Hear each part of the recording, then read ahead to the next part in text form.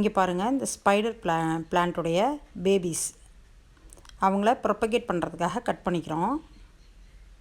நிறைய பேபிஸ் இருக்குதுங்க. அதில் ஒரு 2-3 பேபிஸ் கட் பண்ணி இன்னொரு ஹேங்கிங் பாட்டரில் கொண்டு போய் நம்ம வைக்க போகிறோம். பாருங்கள், ஒரு 2-3 கட்டிங்ஸ் எடுத்துருக்கோம். அதில் இன்னொன்று எடுத்துக்கோங்க.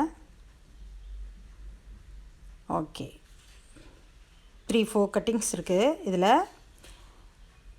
இதை எடுத்துகிட்டு போய் ஒரு நிழலான பகுதியில் உள்ள இன்னொரு ஹேங்கிங் பாட்டில் வைக்க போகிறோம். இங்கே பாருங்கள், இது ஒரு மரம். எங்கள் வீட்டோட முன் கேட்டில் ஒரு பிளான்டர் இருக்குங்க. இதுதான் அந்த பிளான்டர். கொஞ்சம் நிழலான பகுதி, கொஞ்சம் ஷேடான பகுதி.